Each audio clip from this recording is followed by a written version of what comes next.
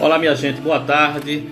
São 4 horas em ponto, 14 de agosto, sexta-feira, né? Hoje a live é muito especial, é muito importante. O nosso convidado, idem, não é? Uma pessoa que eu conheci agora há pouco, nós conversamos fazendo um teste de conexão, o doutor João Guilherme Granja, e eu fiquei muito feliz em recebê-lo aqui, já previamente, e agora daqui a pouquinho ele está entrando ao vivo conosco. Ana Luísa Lins entrando aqui, muito obrigado pela presença. Eu peço a vocês que estão entrando, que já comecem a convidar os amigos. Luiz Gabriel, seja bem-vindo. Mandem aí um aviãozinho desse para os seus convidados, para as pessoas que são suas amigas aqui no Instagram, seus amigos, e apertem o coraçãozinho, né? Esse coraçãozinho ele é muito importante porque ele dá visibilidade às lives. Para as pessoas que estão entrando agora, nós estamos escutando a banda U2, uma belíssima banda, né? Música Pride, fortíssima. Jaci Fontes, minha professora de inglês. Forte abraço para você, obrigado pela presença.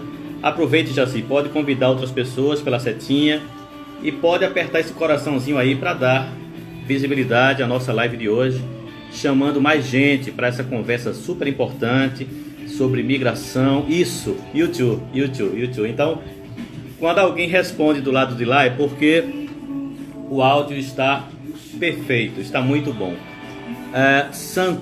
Gleice Santos, seja bem-vinda, Gleice. Obrigado a você por esse momento. O que é isso? Assim, é obrigação nossa. Eu agradeço às pessoas como vocês que estão entrando, e especialmente aos amigos que se colocam à disposição para contribuir com o nosso público, não é? Porque esse material é um documento, ele fica gravado, ele fica disponível, ele pode ser compartilhado, ele pode ser revisto com calma. É muito importante essas lives que a gente está realizando aqui.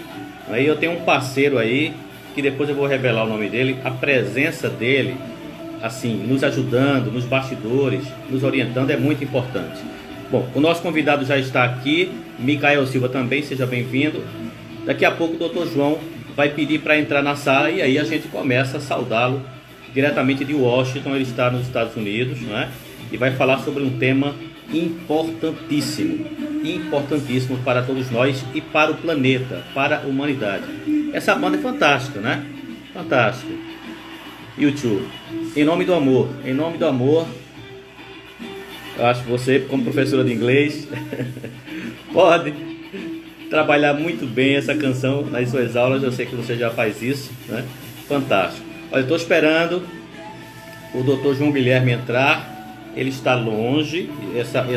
Esse delay, esse atraso é muito natural, não é? Porque ele está em Washington. Então, mas daqui a pouquinho estaremos ao vivo. Rossana, seja bem-vinda, é um prazer revê-la aqui. Já faz um tempinho que você não entra, né, Rossana?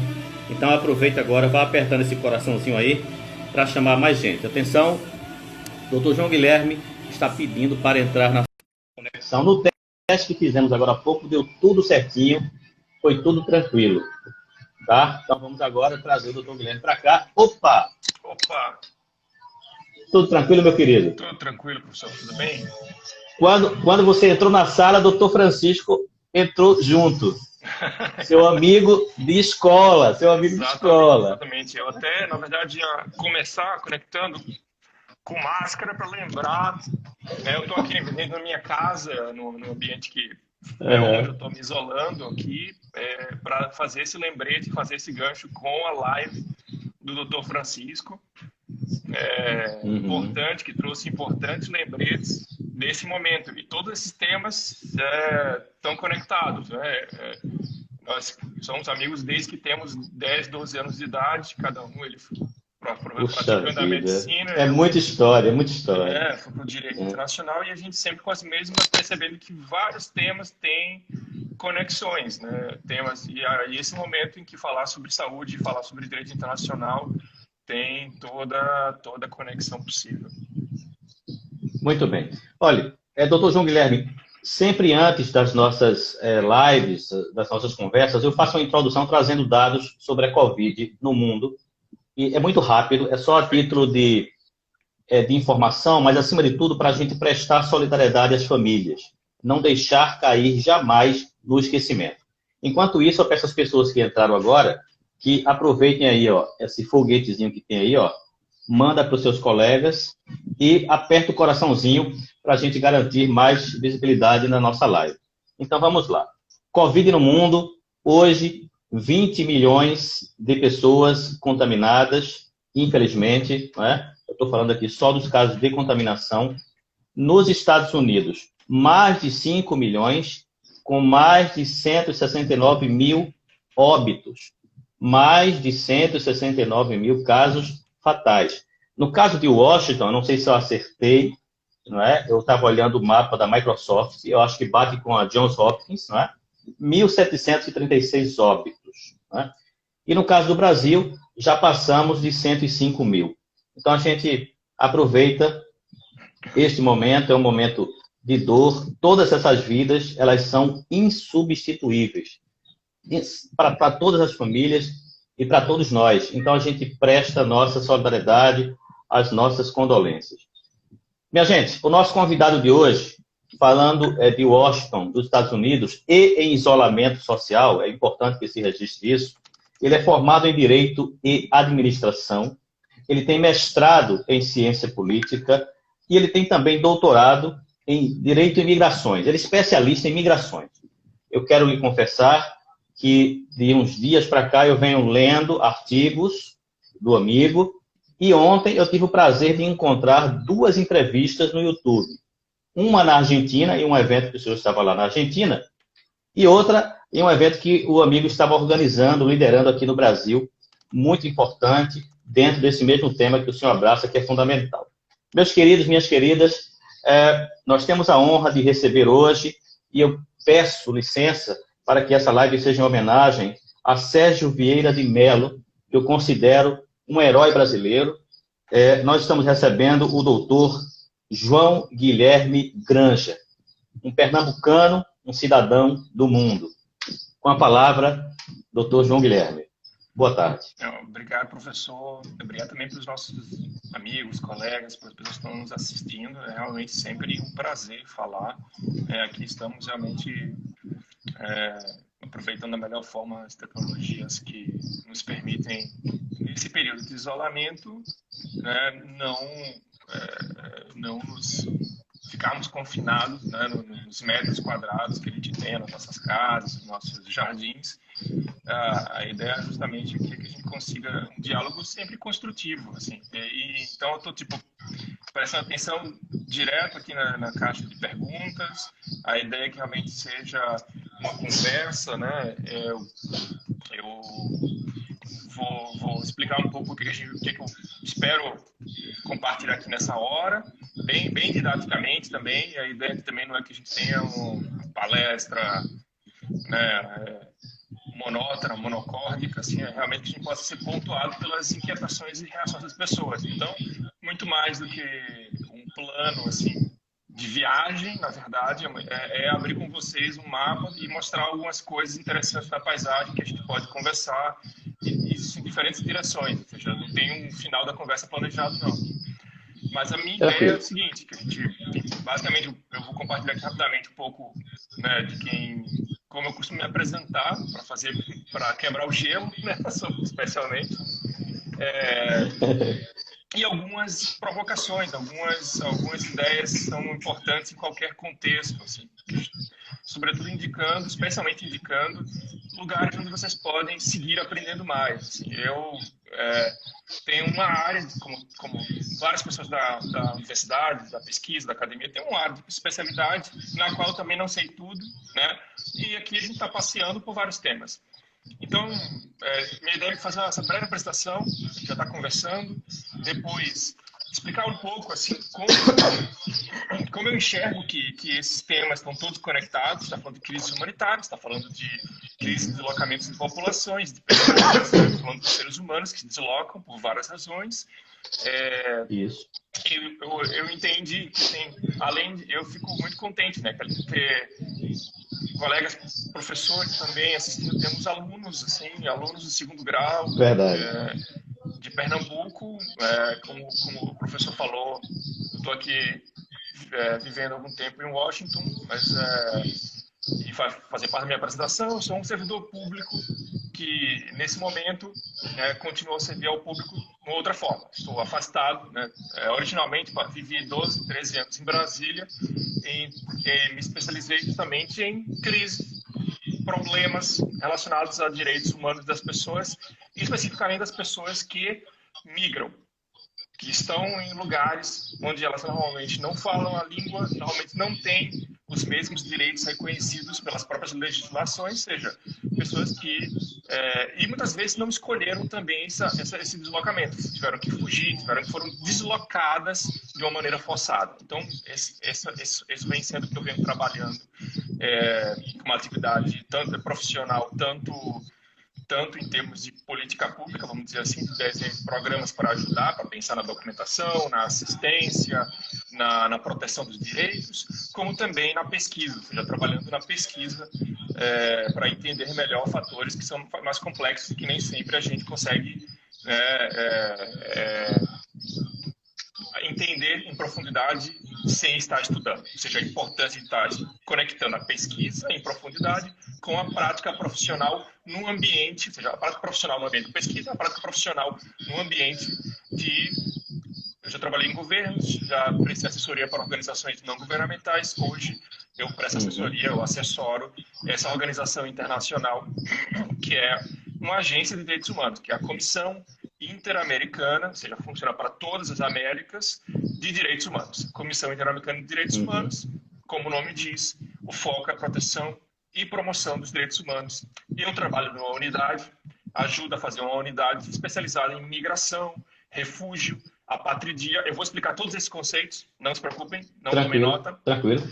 Essa comissão é ligada à ONU? É ligada ao sistema regional, à Organização dos Estados Americanos. Também vou explicar um pouco isso, porque a gente vai estar falando aqui do nascimento. Eu acho que é interessante situar historicamente. A primeira parte, né, dessa grande fala. Você já sabe mais ou menos quem eu sou. Eu acabo falando sobre quem eu sou recorrentemente ao longo desse processo. A primeira parte é explicar um pouco como esse momento atual, que é uma crise, que tem uma característica sanitária, ou seja, tem a ver com saúde. O Dr. Francisco explicou muito bem algumas semanas atrás, e que desafia, ou seja, testa os limites do que os estados nacionais, Brasil, Colômbia, Estados Unidos, China, todos os países do mundo podem fazer isoladamente. Ou seja, demanda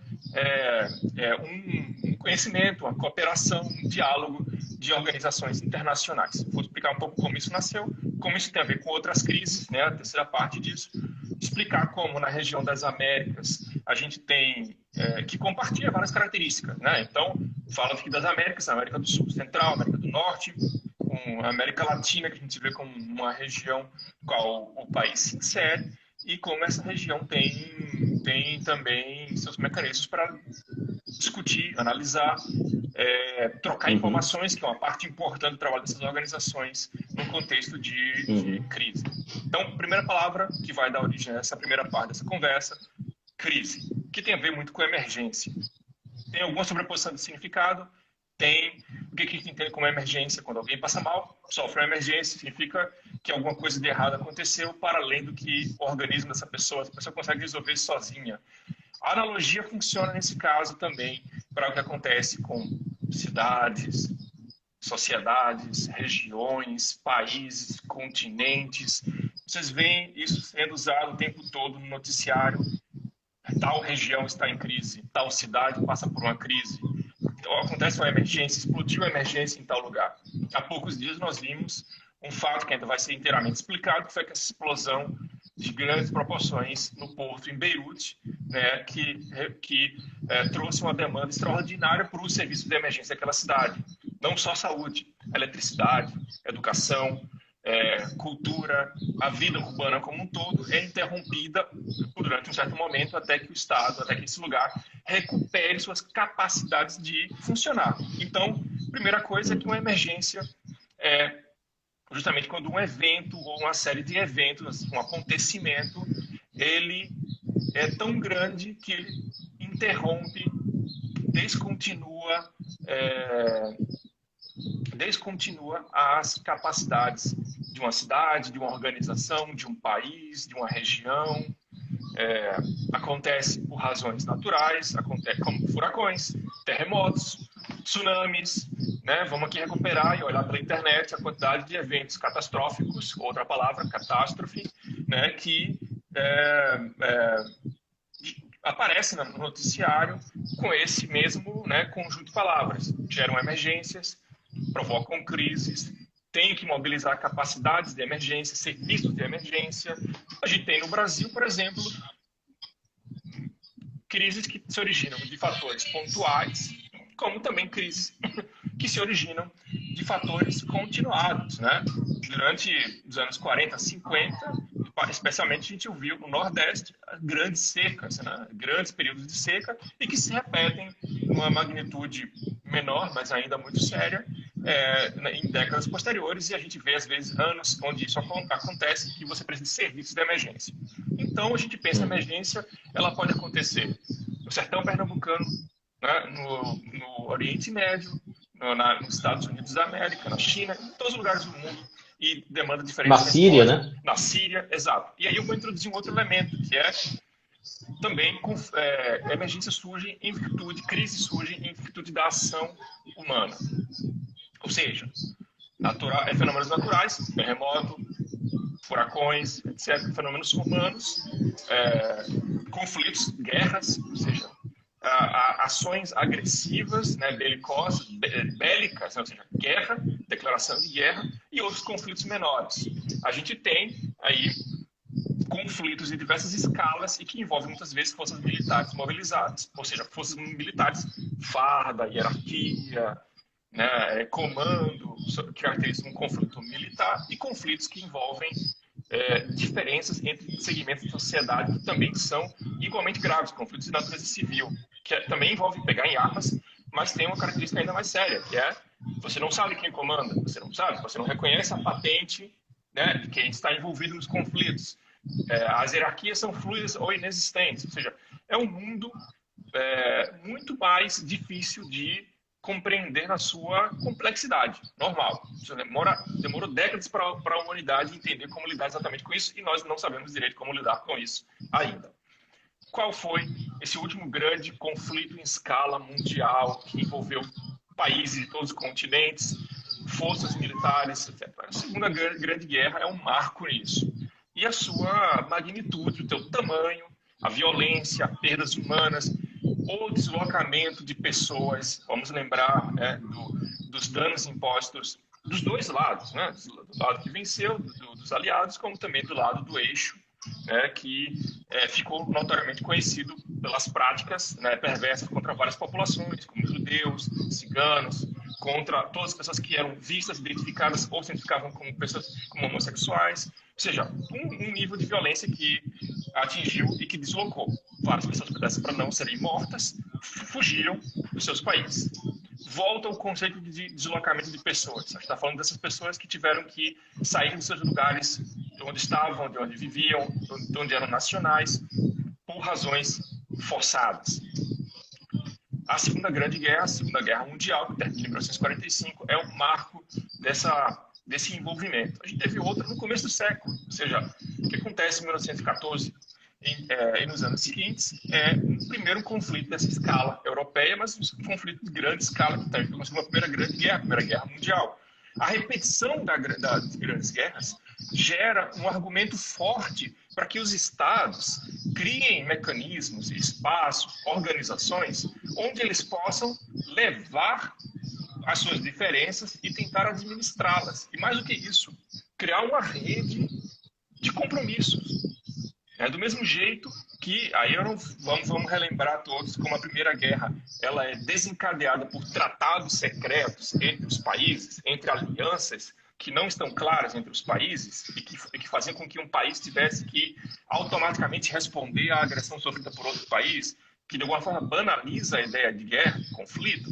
A ideia desse processo pós-Segunda Guerra é criar uma rede de tratados públicos, transparentes, com compromissos claros de proteção da humanidade. E nesse contexto você tem aí o surgimento da Organização das Nações Unidas, né? A ONU, Nações Unidas, a Organização das Nações Unidas, que surge nesse contexto. um contexto em que você tem... Doutor João Pode Guilherme, falar, professor. perdão. Antes do amigo avançar nas instituições, nessas organizações, além dos interesses econômicos, que outros fatores podem contribuir para que conflitos ocorram? Eu pergunto se religião entra com peso, xenofobia, racismo, se vários outros elementos entram nesse contexto e que provocam, por tabela, por consequência, essas crises humanitárias. Claro, não, vamos entrar nisso.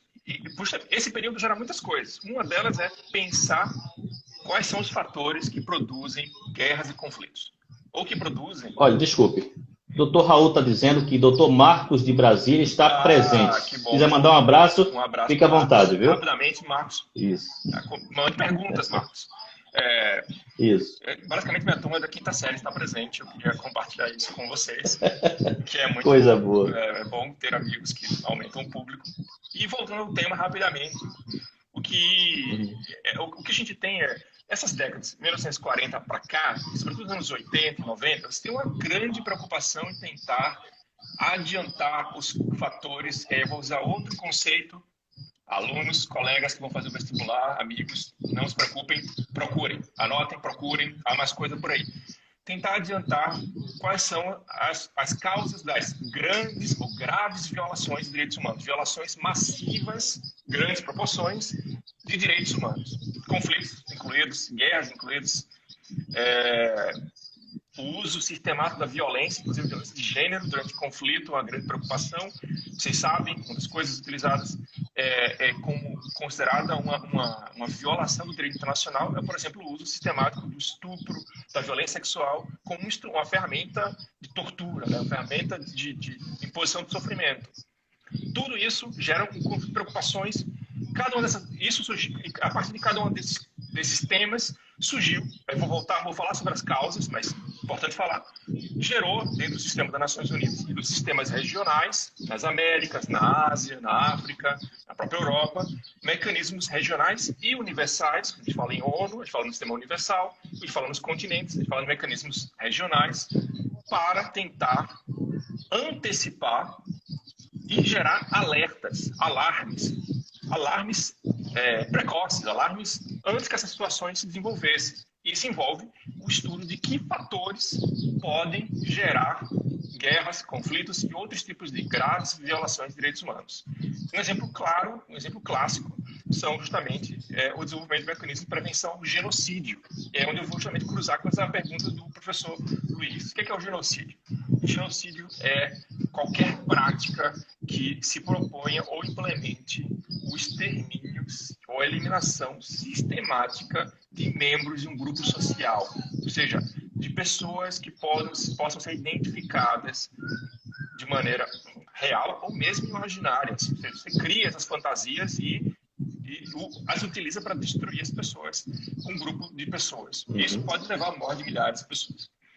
Fatores que podem levar a isso. A gente sabe que não quer dizer que a religião seja um fator, mas a forma como certos discursos mobilizam o ódio religioso são um fator. O ódio religioso mobilizado para polarizar, dividir, hostilizar certas pessoas identificadas com a sua identidade religiosa. Então, vamos ser muito mais diretos.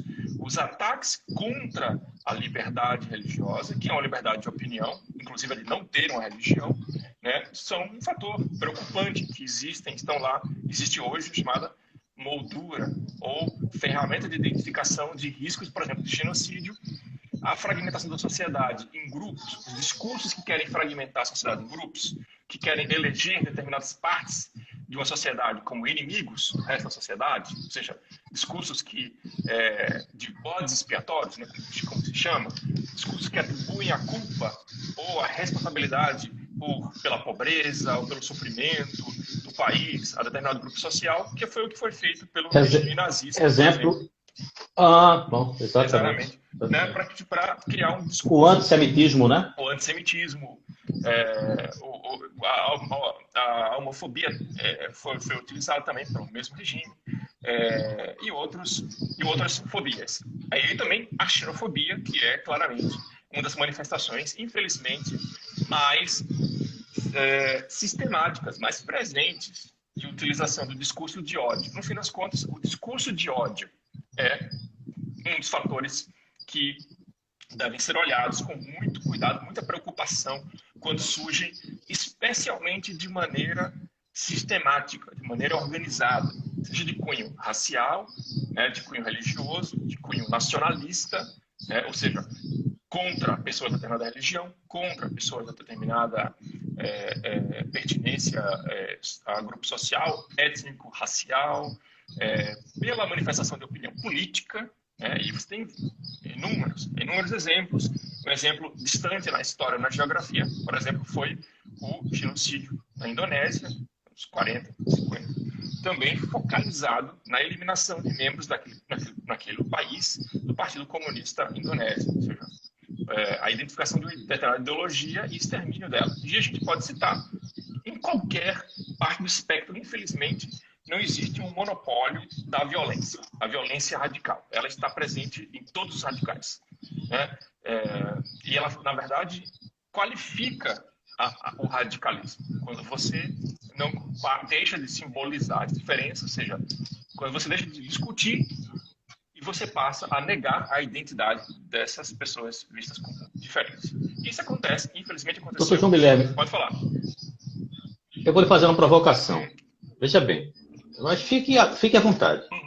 Aqui no Brasil, as pessoas comentam muito sobre, inclusive alguns até escrevem a respeito disso, sobre a fragilidade desses órgãos internacionais como a ONU, que tem um papel de arbitrar, de solucionar, de inclusive, evitar conflitos e essas crises humanitárias. Como é que o senhor avalia essas instituições?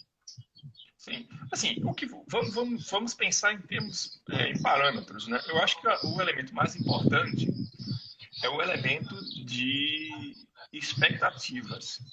É bom a gente comparar, e aí como a gente pode fazer essa análise? Com as expectativas no mundo antes que essas instituições existissem, né? Ou seja, elas vieram, você tem um esforço anterior à Segunda Guerra Mundial com a Liga das Nações, que justamente a eclosão de um segundo grande conflito, a mobilização desses discursos, o afundamento, vamos dizer assim, a crise ética. Eu acho que é um país que já era um país industrializado, que tinha uma história de grandes filósofos, mergulhar na ideologia nazista e isso não ter provocado um grande alerta, gerou o ceticismo, que eu acho que tinha parâmetros objetivos para você decretar a experiência da Liga das Nações, pelo menos, como uma experiência de pouco sucesso. O que você tem dos anos 40, 50 até aqui é um período em que você teve grandes desafios ao próprio equilíbrio de um espaço internacional, de uma esfera pública. O que é a esfera pública? É justamente esse conceito, uma metáfora para todos os espaços onde nós podemos, através de pessoas, formadores de opinião, mecanismos da imprensa, discutir, apresentar problemas e fazer com que problemas são difíceis de serem abordados, com o passar do tempo, se tornem abordáveis, né? Um desses temas, por exemplo, imagino como era difícil discutir desnuclearização, ou seja, o que é? Conceito também, não se preocupem, anotar. Desnuclearizar é retroceder na capacidade dos Estados de destruir, de utilizar armas nucleares. E, no entanto, você tem grandes processos de monitoramento, acompanhamento, tratados contra a proliferação de armas nucleares que têm níveis de sucesso relativos, mas que eram impensáveis, não existiam, não estavam no horizonte antes dessas instituições serem criadas. Existem várias críticas, existem inúmeras críticas sobre a relação custo-benefício, sobre quanto se investe, porque aí também é importante destacar que as organizações internacionais, elas fazem parte de uma espécie de serviço público internacional, no sentido que a contribuição que as mantém são contribuições dadas pelos Estados, ou seja, são contribuições que saem, no fim das contas, das contribuições que as populações fazem aos Estados. Ou seja, de alguma forma, a gente está falando sobre alguma coisa que tem um motivo público para existir, uma razão. Inclusive, Inclusive um brasileiro que presidia a Organização Mundial de Saúde, do Comércio, né, a OMC, ele renunciou ao cargo dele, né, que é uma instituição importante, né, e a OMS, e aí eu faço essa observação, a Organização Mundial de Saúde, ela é muito combatida, muito criticada hoje em dia, e quando a gente fala de crise humanitária, de refugiados, né, essa instituição, a OMS, ela precisa funcionar adequadamente, não é verdade? Olha, doutor João, guarde um pouco o seu comentário, eu vou abrir tem 4 perguntas aqui, tá certo? Eu vou ler para a gente ganhar tempo. Se quiser anotar, porque o ideal é a gente fazer em bloco, né? Então, eu vou ler. Se o senhor quiser fazer alguma anotação em tópicos aí para comentar depois, fique à vontade. Então, vamos lá. Vamos ver. A gente sempre faz isso na primeira metade. A pergunta de Ana Luísa. Ana Luísa, como é a recepção dos imigrantes onde você mora? No caso, está se referindo aos Estados Unidos. Professor Raul Manhães de Castro, da França, de Lyon. Muito feliz de te ver. Mas há preconceito contra diplomatas em outros países? Uma provocação, né? E aí ele faz uma outra pergunta: qual é o principal fluxo de imigração para o Brasil? Em outra caixinha, que o senhor também pode visualizar, ele faz alguns comentários sobre a Jordânia, a Síria, Ilhas Marianas Setentrionais. Eu acho que ele está citando casos de refugiados, né, e crises humanitárias, enfim. Mas eu acho que ficou claro, né? Vamos fechar aqui. As pessoas que quiserem fazer perguntas, fiquem à vontade, só é deixar aqui nessa caixinha com uma interrogação, tá bom? A gente sempre abre essas perguntas, esses questionamentos, na primeira metade da live. Então, doutor João Guilherme, fique à vontade. Não, claro, claro. Bem, assim, vamos organizando. Eu tenho a impressão que são perguntas que sempre voltam para a análise dessa rede de agências internacionais. Eu vou jogar algumas informações para justamente permitir que as pessoas procurem também um pouco e aprofundem. Cada agência tem um mandato específico e até realmente bem desenvolvido, muito claro em relação às suas responsabilidades. E a maior parte desses fenômenos que volta para um outro aspecto, que é, quando falamos das emergências, as emergências não têm uma dimensão só. São a introdução para todas as respostas. A gente vive um mundo de emergências complexas, ou seja, emergências que você tem fatores como a sobrecarga ou a inexistência de destruição de serviços de saúde, educação, fome, deslocamento de pessoas. Então, o que o sistema universal e os sistemas regionais fazem implica coordenação entre atores. Então, boa parte dos temas acaba gerando metodologias de resposta que vocês podem pesquisar. Ou seja, essas agências elas trabalham agrupadas, ou seja, em jargão em inglês, em clusters, em núcleos onde você tem várias agências com suas especialidades que vão desde proteção, aí vou citar um passando, proteção das crianças, que em várias situações, como por exemplo no quadro do deslocamento, gera atenção especial. Trabalho de mão com o Alto Comissariado para os Refugiados, no caso de refugiado, a Unicef, com mandato sobre criança, a OIM, com mandato sobre migração, a OIM, Organização Internacional para as Migrações, aqui no Alto Comissariado das Nações Unidas para os Refugiados, Unicef, essa agência, o Fundo das Nações Unidas para a Infância, que tem esse mandato sobre criança. 3 nomes, sopa de letrinhas. É bom, de novo, dar um Google. Essa sopa de letrinhas só se multiplica. E aí você tem outros mandatos. Em relação à saúde, você tem um acordo, que é uma regra que os países assinam e depois eles internalizam. Então, é uma coisa produzida no âmbito internacional, mas que quando os países se comprometem, ela vira uma norma interna, uma regra do direito, né, da lei dos países, que é o Regulamento Sanitário Internacional. O Regulamento Sanitário Internacional, Sanitário Saúde, Regulamento, regra internacional, a sua origem. O Brasil, por exemplo, o assinou, é uma regra para o Estado brasileiro. Ele diz basicamente ele vai dizer como os Estados e a OMS se articulam. E é um mandato de cooperação. Essas agências têm muito um um papel muito de estabelecer fluxos de informação, possibilitar uma resposta coordenada numa escala mais global. Às vezes a gente projeta certas coisas que a OMS não faz. Ou seja, ela não tem o que se chama mandato para fazer. Ela não tem. Vocês pensam no mandato do vereador, no mandato do. O que é o mandato? O mandato é o seu conjunto de poderes e de obrigações com relação a um determinado tema. Então, às vezes, a gente espera que as organizações internacionais façam muito mais do que, na verdade, elas foram desenhadas para fazer. Esse é um trabalho muito sutil. É uma provocação para a gente refletir, porque eu sei que é muito fácil pensar, não, a gente só critica, não sei o que, tal país, X país, eu não vou citar, Y país, todos os países. Às vezes, justamente, a importância política para que um tema possa ser discutido é que você tenha quem criticar. Você critica num determinado limite, atribui mas o efeito, o motivo pelo qual uma organização existe é tematizar. Tematizar, receber críticas, defender, avançar em vários, e evidentemente, em alguns casos mais concretos, eu ia entrar mais no exemplo das pessoas em mobilidade, das pessoas que estão migrando ou refugiadas, e vou diferenciar essas figuras, ou que são apátridas, e as suas organizações mais especializadas nesses temas. Um dos efeitos das grandes crises é deslocar pessoas. Uma característica desse deslocamento é nem sempre você escolhe.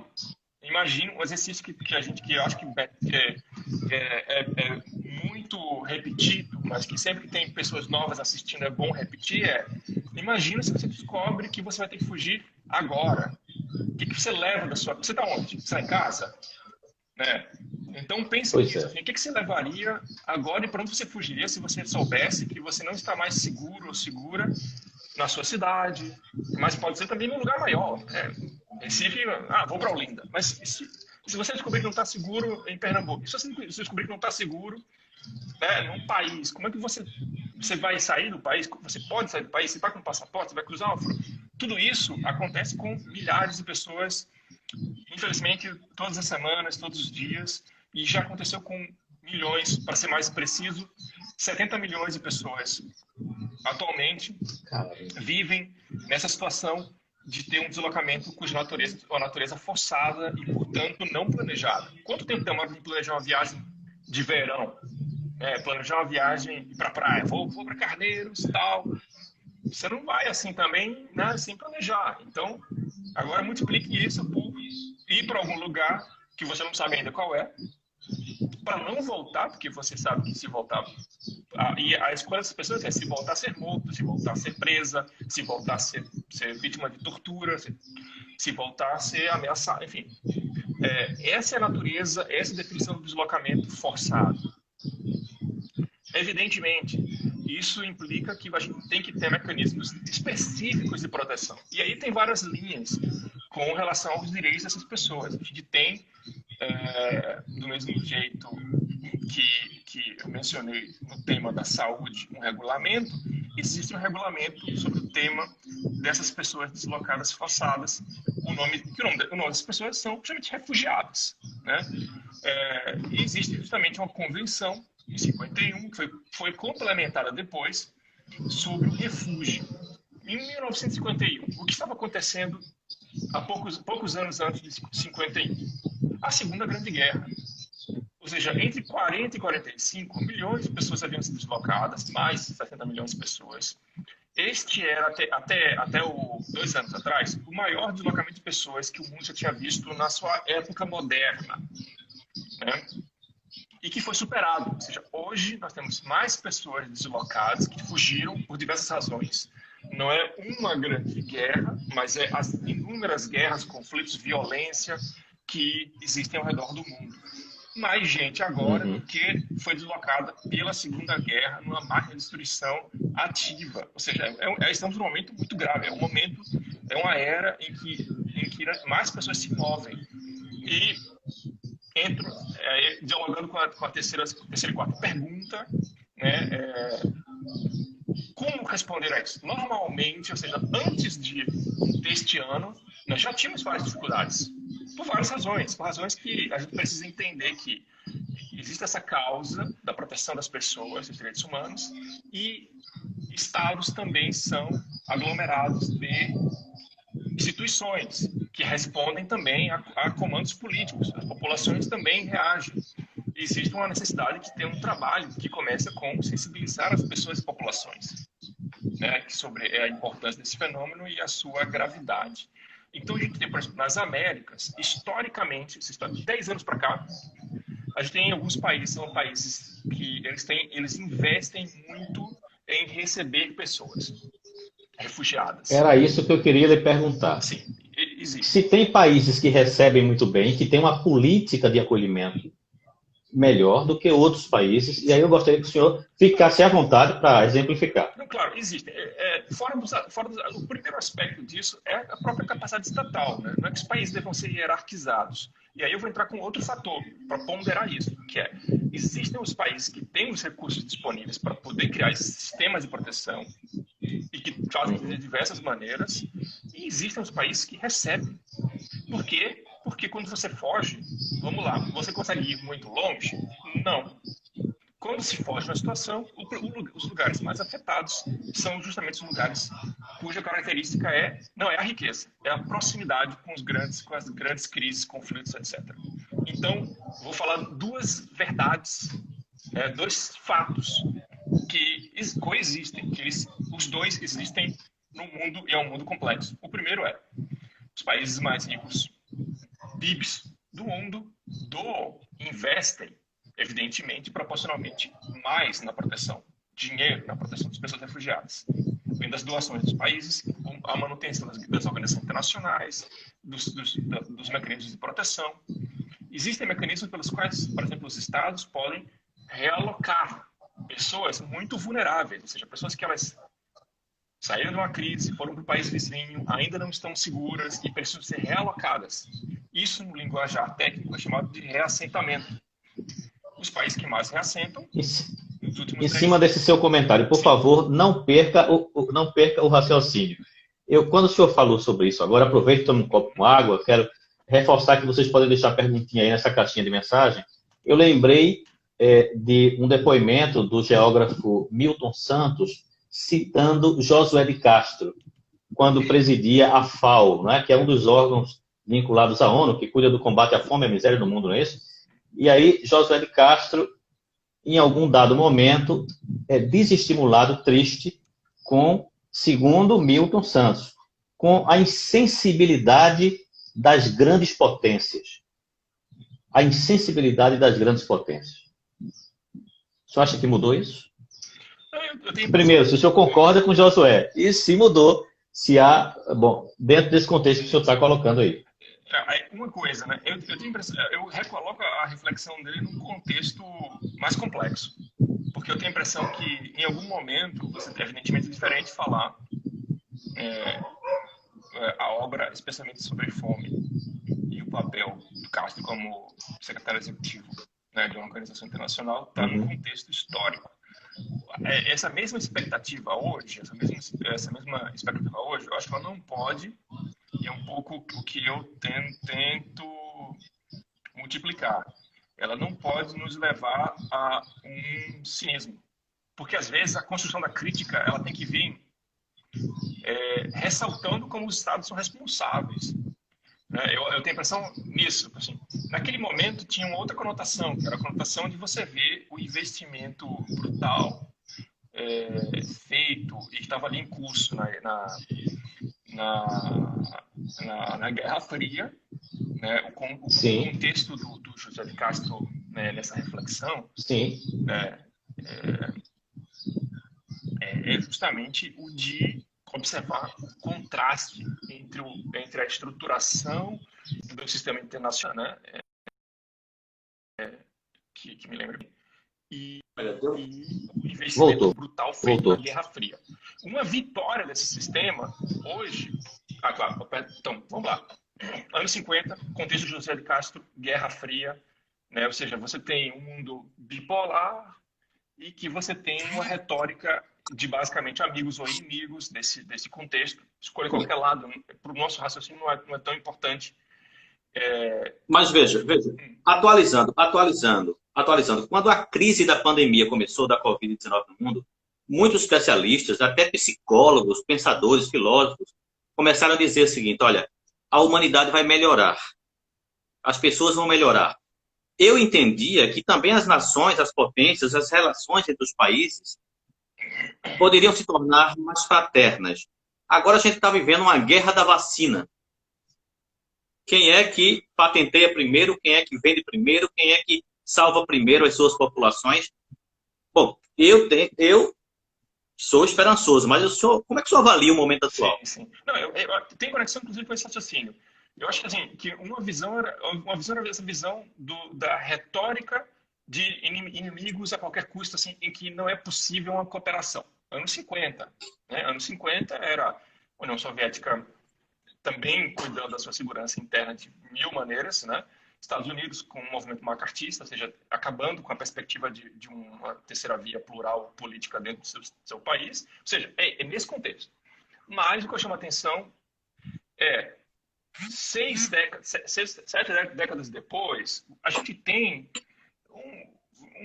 um nível, uma capacidade de levar diferenças para uma rede. Aí você pode criticar se é hipócrita ou não, etc. Mas assim, você está levando diferenças para uma rede de organizações, ou seja, levando para.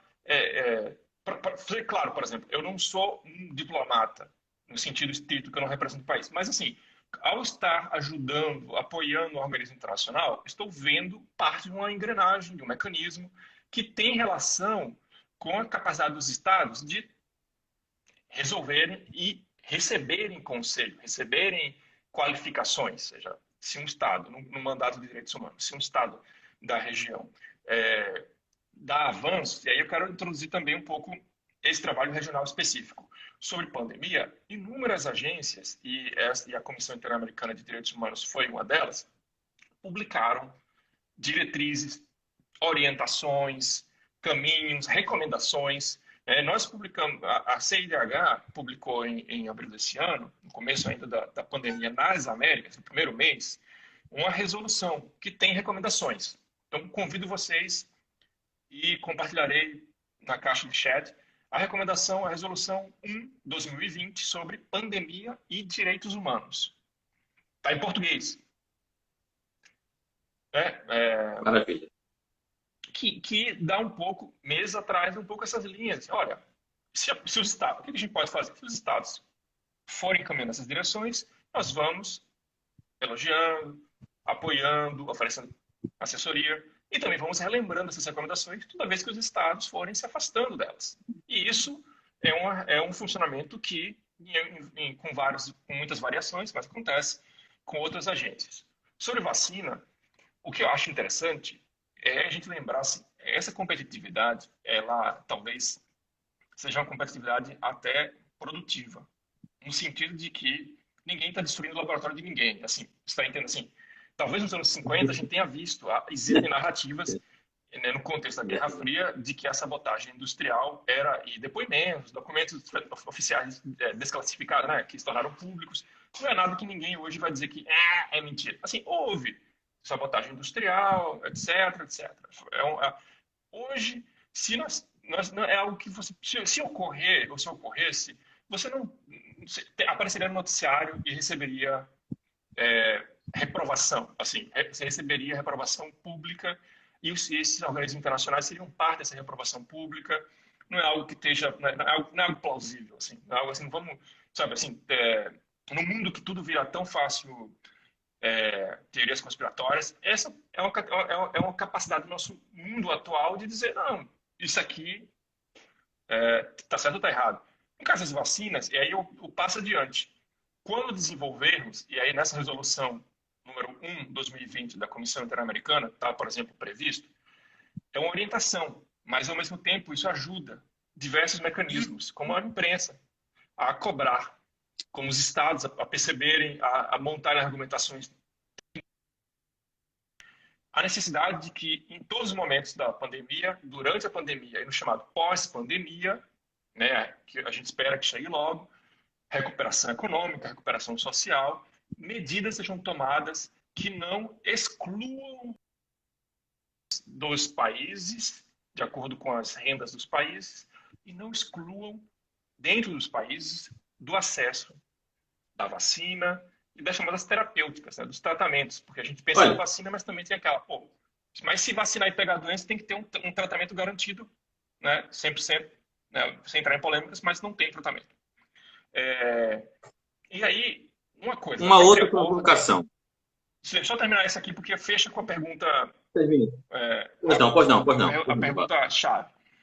É uma herança desse mesmo sistema internacional, e aí não está nem assim no tema direitos humanos lato sensu, está no tema comércio. Para você ter uma ideia, no principal conjunto de documentos internacionais, normativas dessa Organização Internacional do Comércio, TRIPS, você tem cláusulas sobre o que eles chamam, de novo, vou soltar um nome técnico, procurem, googlem, interessante e tem explicações simples, vou tentar fazer o mais simples possível, mecanismos de licenciamento compulsório. Licenciamento compulsório de tecnologias que sejam necessárias para um determinado país para coisas essenciais como saúde. O que isso quer dizer? Ninguém precisa saber direito, vou simplificar também. A gente sabe que patente, as pessoas patenteiam para proteger, para que outras pessoas não possam usar com a licença. Por quê? Porque você paga para ter a licença para usar, né? É por isso que farmacêuticas do mundo todo, laboratórios do mundo todo, investem energia nisso, porque vai ser uma solução única. Mas, ao mesmo tempo, na própria ordem internacional, está o tipo de mecanismo que os estados podem utilizar, e o Brasil usou, por exemplo, para o coquetel antirretroviral para o tratamento do HIV, AIDS, né? Pode falar agora. Muito bem. Eu vou lhe dar 3 minutos para o senhor responder uma pergunta, tá? Tá. 3 minutos. Olha. Fake news, pós-verdade, pode agravar uma crise humanitária ou uma crise sanitária? Vou lhe dar um exemplo. Um vizinho meu passou aqui de frente à minha casa e disse: Luiz, eu estou muito preocupado com essa pandemia, mas eu estou muito mais preocupado ainda com essas máscaras que estão chegando da China, porque elas já vêm de lá contaminadas com o Covid, com a Covid-19. Veja, o vizinho meu aqui me disse isso aqui. Você acha que esse tipo de propaganda, que isso circula fortemente no subterrâneo do WhatsApp? Muita gente recebe isso. No Brasil, eu acredito que aí nos Estados Unidos também. Você acredita que isso pode agravar uma crise humanitária e sanitária também? Fake news. Sim, a resposta curta é sim. Eu vou usar os próximos 3 minutos para desenvolver um pouco o tema. Acho que a primeira coisa, eu tenho a impressão que a gente parte de uma característica humana. Como seres humanos, nós somos sedentos por narrativas. E, sinceramente, narrativas que também são ficção. E muitas vezes a gente tem dificuldades eu estou usando uma análise muito empática com quem consome fake news. Porque a nossa tendência é falar: é um idiota!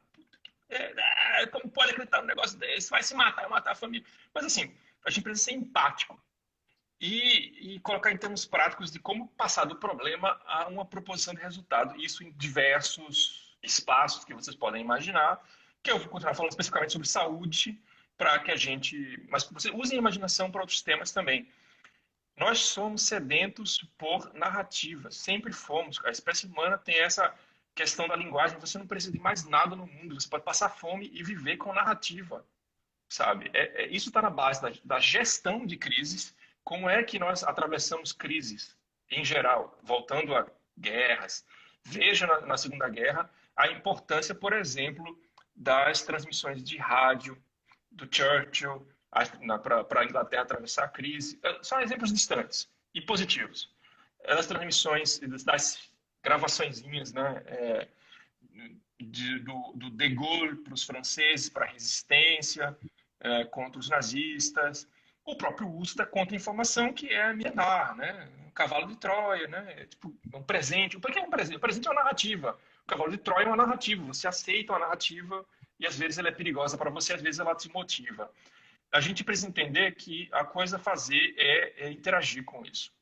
Interagir construtivamente. Proporcionar uma narrativa melhor. E eu acho que, tipo, de alguma maneira, a gente está lidando com a dificuldade de produzir. A gente está preocupado, às vezes, com algo que custa muito mais do que a verdade, assim. Que, tipo, é muito difícil convencer alguém que ele está acreditando uma mentira. É muito difícil convencer da verdade. É muito difícil. É muito difícil. Se eu fosse ser sincero, e um pouco da minha formação é filosófica, a gente fala de problemas que a filosofia contemporânea resolveu. Assim, que se eu te ensinar e você aprender e a gente dialogar, esses problemas não deveriam existir, sabe? Isso Pois é. leva, assim, num nível muito abstrato, leva a dizer que se houver serviço público com todo mundo capacitado e feliz e comendo, etc, etc, a gente não teria esse problema. Mas isso é inalcançável, no curto prazo, pelo menos. O que a gente pode fazer é muito mais do que engajar na briga do que é verdade e mentira, porque o fake news é uma mentira, né? É a mentira com a narrativa, e você se distrai com a narrativa.